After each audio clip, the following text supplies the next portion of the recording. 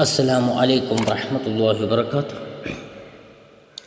സർവശക്തനായ അള്ളാഹുവിൽ എല്ലാം സമർപ്പിച്ചുകൊണ്ട് ഹബീബായ മുത്തുനബി സല്ലല്ലാഹു അലൈഹി വസല്ലമ തങ്ങളിൽ സല്ലല്ലാഹു അലാ മുഹമ്മദ് സല്ലല്ലാഹു അലൈഹി വസല്ലം എന്ന സ്വലാത്തും സമർപ്പിച്ചുകൊണ്ട് ഇസ്ലാമിക റിപ്പബ്ലിക്കിൻ്റെ രണ്ടാം ഖലീഫ അമീറുൽ മുഅ്മിനീൻ ഉമർ ബിൻ ഖത്താബ് റളിയല്ലാഹു അൻഹുവിൻ്റെ ചരിത്രം, സംഭവബഹുലമായ ജീവചരിത്രം ഒന്നാം ഭാഗം ഇതാ നിങ്ങൾക്ക് മുമ്പിൽ ഞങ്ങൾ ഇവിടെ അവതരിപ്പിക്കുന്നു.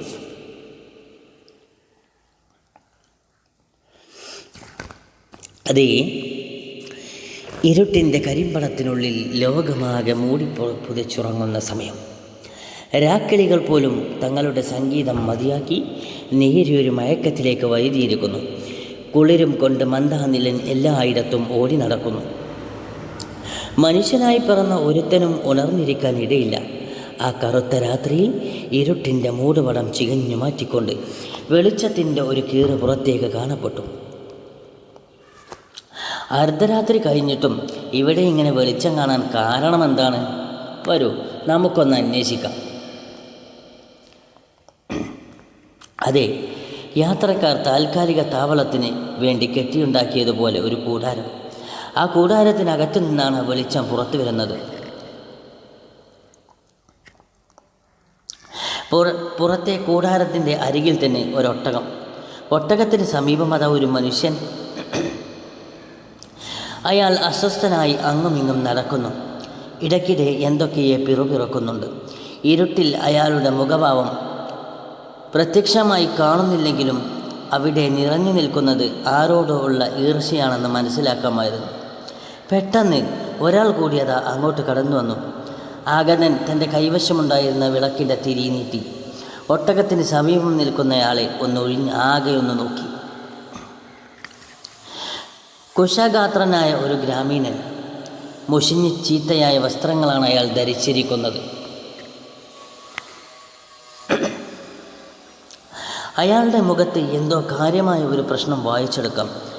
കുറച്ചു സമയം അയാളെ തന്നെ ഉറ്റുനോക്കിക്കൊണ്ട് ആഗതൻ നിശബ്ദത ഭംഗിച്ചു.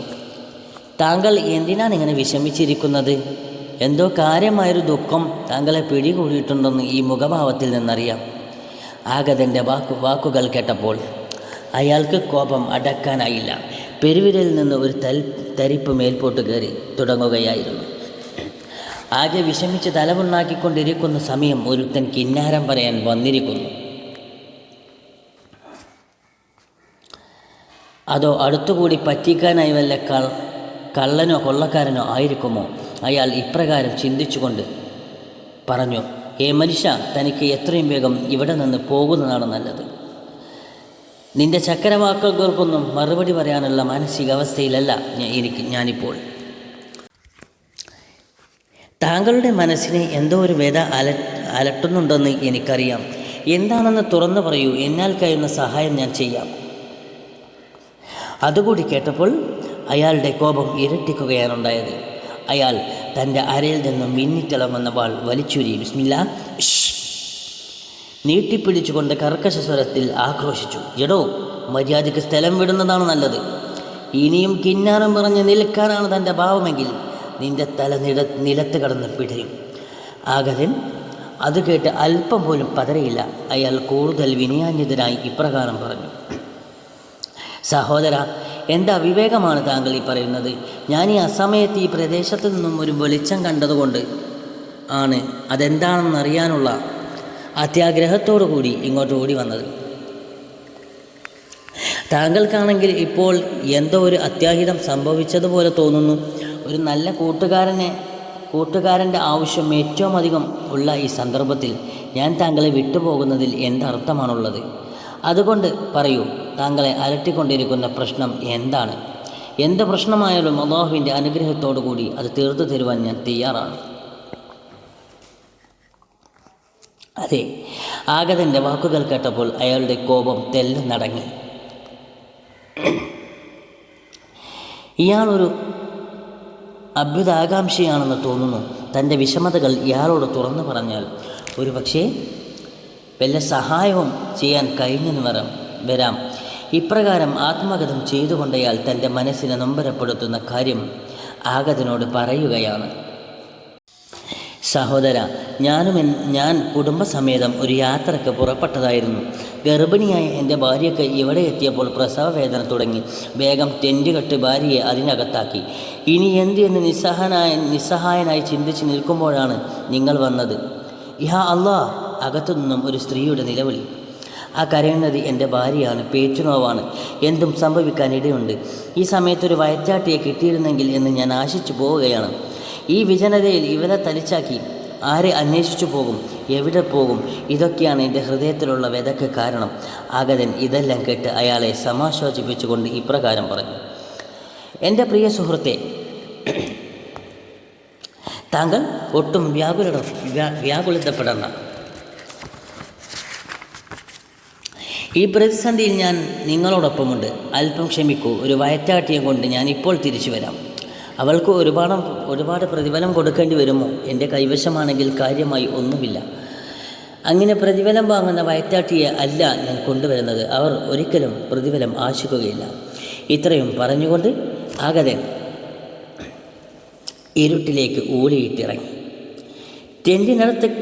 ടെൻറ്റിനകത്ത് കടന്ന ഭാര്യ ഞെളിയുകയും പിരിയുകയും ചെയ്യുന്നു. വേദന സഹിക്കാൻ വയ്യാതെ അവൾ നിലവിളിക്കുന്നു.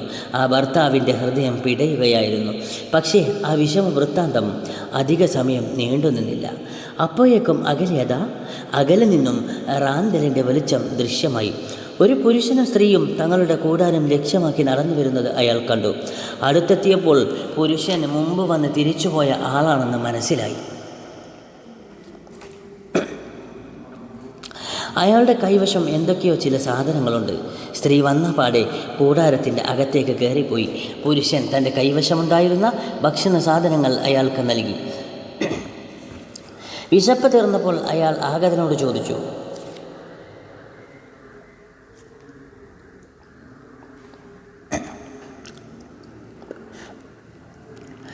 നിങ്ങൾ ആരാണ്? എവിടെയാണ് സ്വദേശം?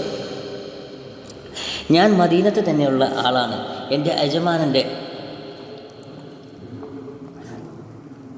കൽപ്പനകളനുസരിച്ച് പ്രവർത്തിക്കുകയാണ് എൻ്റെ തൊഴിൽ. എവിടെയാണ് സ്ഥിരവാസമെങ്കിലും മക്കയാണ് എൻ്റെ ജന്മഭൂമി. നിങ്ങൾ റസൂലിനെ കണ്ടിട്ടുണ്ടോ? ഉണ്ടല്ലോ.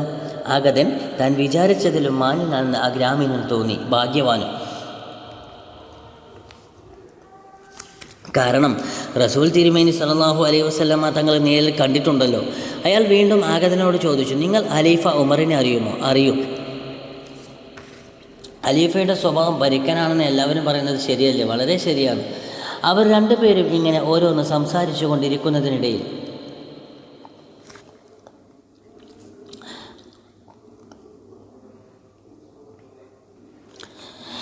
കൂടാരത്തിനകത്തു നിന്നും സ്ത്രീയുടെ ഞെരുക്കത്തിന് ശക്തി കൂടി. പിന്നെ ഒരു പൈതലിൻ്റെ കരച്ചിൽ. നിവൃത്തിയുടെ നിമിഷങ്ങൾ. അകത്ത് ഒരു പിറവി നടന്നിരിക്കുന്നു. നിമിഷങ്ങൾ എഞ്ഞു നീങ്ങിക്കൊണ്ടിരുന്നു. കൂടാരത്തിൻ്റെ കവാടം തുറക്കപ്പെട്ടു. അതെ, കൂടാരം തുറക്കപ്പെട്ടു. എന്നിട്ട് പറയുകയാണ്: അമീറുൽ മുഅ്മിനീൻ, ഇവിടെ ഒരു പിറവി നടന്നിരിക്കുന്നു. താങ്കളുടെ സഹോദരന് ഒരാൺകുഞ്ഞ് ജനിച്ചിരിക്കുന്നു. ഈ സന്തോഷ വാർത്ത അദ്ദേഹത്തെ അറിയിക്കും. കുഞ്ഞ് പിറന്നെന്നറിഞ്ഞ സന്തോഷത്തിലപ്പുറം അമീറുൽ മുഅ്മിനീൻ എന്ന വിളിയാണ് ആ പാവപ്പെട്ട കാട്ടറബിയുടെ ഹൃദയത്തിൽ പതിച്ചത്. അയാൾ ഞെട്ടിത്തരിച്ചു. ഒന്നും ഉരിയാടാൻ കഴിയാതെ കുറേ സമയം അങ്ങനെ പകച്ചു നിന്നുപോയി. അമീറുൽ മുഅ്മിനീൻ എന്ന് വിളിക്കുന്നത് ഖലീഫയാണ്. അപ്പോൾ ഖലീഫ ഉമറാണോ തൻ്റെ മുന്നിലിരിക്കുന്നത്? താൻ എന്തൊക്കെയാണ് പറഞ്ഞത്? ആദ്യം വന്നപ്പോൾ കോപിച്ചു, വാളൂരി കൊല്ലുമെന്ന് പറഞ്ഞു. എന്നിട്ടും അദ്ദേഹത്തിനൊരു ഭാവഭേദവും ഉണ്ടായില്ല. ഖലീഫ ക്രൂരനാണെന്ന് അദ്ദേഹത്തിൻ്റെ മുഖത്ത് നോക്കി പറഞ്ഞു. എന്നിട്ടും അദ്ദേഹം തനിക്ക് നേരെ കോപിച്ചില്ല. താൻ എന്ത് പാപിയാണ് ഇലാഹി? ആ ഗ്രാമീണൻ വിലപിച്ചു. അമീറുൽ മുഅ്മിനീൻ, ഈ മഹാപാപിയോട് പൊറുക്കണേ, എൻ്റെ അവിവേകം ക്ഷമിക്കണേ. അങ്ങ് ഖലീഫയാണെന്നറിയാതെ ഞാൻ എന്തൊക്കെയോ പറഞ്ഞുപോയി. അങ്ങയെക്കൊണ്ട് ഞാൻ വൃദ്ധവേല എടുപ്പിച്ചു. ഞാൻ പാപിയാണ്. അയാൾ പൊട്ടിക്കരഞ്ഞു. അത് കണ്ട് ഉമർ റളിയല്ലാഹു അൻഹു പറഞ്ഞു: സഹോദര, താങ്കൾ എന്നോട് എന്ത് തെറ്റ് ചെയ്തിട്ടാണ് മാപ്പിന് അപേക്ഷിക്കുന്നത്? മാപ്പ് തരേണ്ടവൻ അള്ളാഹു സുബ്ഹാനഹു വ തആലയാണ്. അവൻ്റെ കൽപ്പനകൾ നടത്തുന്ന അടിമ മാത്രമാണ് ഞാൻ. എൻ്റെ കടമ നിർവഹിക്കുക മാത്രമാണ് ഞാൻ ചെയ്തത്. അതായിരുന്നു ഉമർ. മഹാനായ ഉമർ താൻ ഖലീഫയായിരിക്കുമ്പോൾ തൻ്റെ രാജ്യത്തെ പ്രജകളുടെ ജീവിതം നേരിൽ കണ്ടു മനസ്സിലാക്കാനായി പ്രച്ഛന്ന വേഷം കെട്ടി രാത്രിയുടെ നിശബ്ദതകളിൽ ഗ്രാമങ്ങൾ തോറും നടക്കുന്ന ഭരണാധികാരി, ലോകം കണ്ട ഏറ്റവും നീതിമാനായ ജനപ്രതിനിധി. പാവപ്പെട്ട ആ ഗ്രാമീണൻ ദുരവസ്ഥ കണ്ട് മനസ്സലിഞ്ഞ അദ്ദേഹം നേരെ പോയത് സ്വന്തം വസതിയിലേക്കാണ്. വീട്ടിൽ ചെന്ന് സ്വന്തം ഭാര്യയെ വിളിച്ചു തനിക്ക് തയ്യാർ ചെയ്യപ്പെട്ട ഭക്ഷണം ഗ്രാമീണന് കൊണ്ടുവന്ന് കൊടുത്തു. അങ്ങനെ ഗ്രാമീണൻ്റെ ഭാര്യയുടെ പേരെടുക്കാൻ വേണ്ടി വയറ്റാട്ടിയായി വന്നത് ഖലീഫയുടെ പ്രിയപ്പെട്ട പത്നിയായിരുന്നു. ആ മഹിളാരത്നം ഭർത്താവ് അക്കാര്യം പറഞ്ഞപ്പോൾ യാതൊരു വൈമനസ്യവും കൂടാതെ ഇറങ്ങി പുറപ്പെടുകയായിരുന്നു. ചരിത്രത്തിൽ തുല്യതയില്ലാത്ത സേവന മനസ്ഥിതിയുടെ ഉടമയായ രണ്ടാം ഖലീഫയുടെ സംഭവബഹുലമായ ജീവചരിത്രം ഇവിടെ ചുരുളയുകയാണ്. പ്രിയപ്പെട്ടവരെ, നിങ്ങൾ കേട്ടത് ഉമർ റളിയല്ലാഹു അൻഹുവിൻ്റെ ചരിത്രം 1-ാം ഭാഗമാണ്. അതെ, 2-ാം ഭാഗം ഇൻഷാ അല്ലാഹ് അടുത്ത എപ്പിസോഡിൽ കേൾക്കാം. അതുവരെ കാത്തിരിക്കുക. അസ്സലാമു അലൈക്കും വറഹ്മത്തുള്ളാഹി വബറകാതുഹു.